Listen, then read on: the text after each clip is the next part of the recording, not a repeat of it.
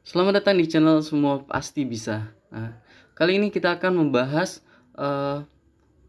tentang ambang batas passing grade CPNS 2021. Nah, Kementerian Pendayagunaan Aparatur Negara dan Reformasi Birokrasi atau biasa disingkat dengan Kemenpan RB telah menyosialisasikan tentang keputusan Menteri Pan RB nomor 1023 tahun 2021, di mana keputusan Menteri Pan RB nomor 1023 tersebut itu tentang nilai ambang batas SKD pengadaan PNS tahun 2021, di mana ambang batasnya telah berubah atau telah mengalami perbedaan ambang batas dibandingkan yang terjadi pada tahun 2019.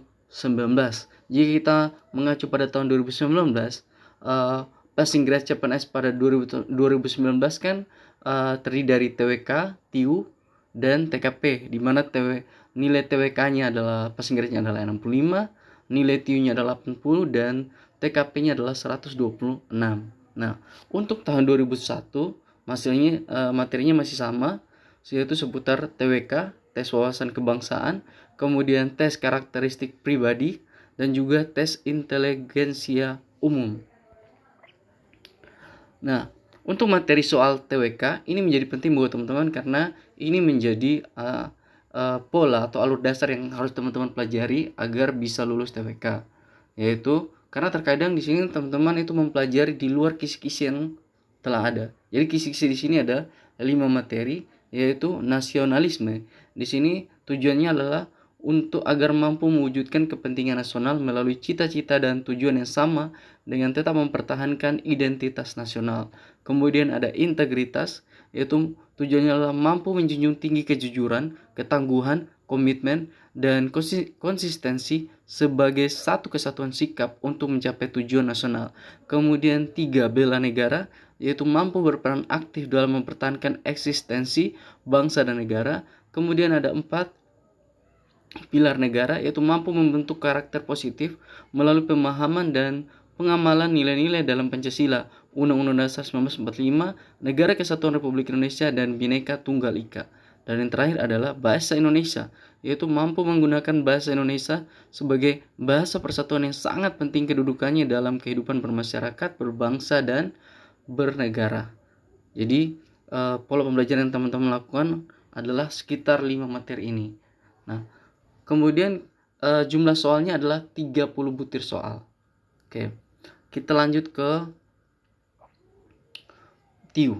Jadi TIU di sini masih sama, ada 3 materinya, yaitu verbal, yaitu meliputi analogi, di mana tujuannya adalah untuk mengukur kemampuan individu dalam bernalar melalui perbandingan dua konsep kata yang memiliki hubungan tertentu, kemudian menggunakan konsep hubungan tersebut pada situasi yang lain.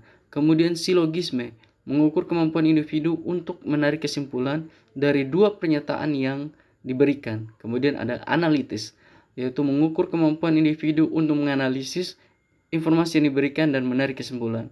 Kemudian yang kedua adalah numerik. Di situ ada berhitung, yaitu mengukur kemampuan hitung sederhana. Kemudian ada deret angka, mengukur kemampuan individu dalam hubungan angka. Nah, kemudian ada perbandingan kuantitatif, yaitu mengukur kemampuan individu untuk menarik kesimpulan berdasarkan dua data kuantitatif.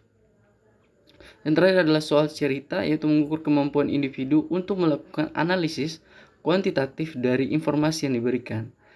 Yang ketiga adalah figural. Jadi figural di sini ada analogi, kemudian ketidaksamaan, dan serial. Nah, jadi ketika teman-teman mempelajari figural, jadi dipersempit ruang belajarnya, yaitu teman-teman yang cari figural yang tentang analogi, ketidaksamaan, dan serial.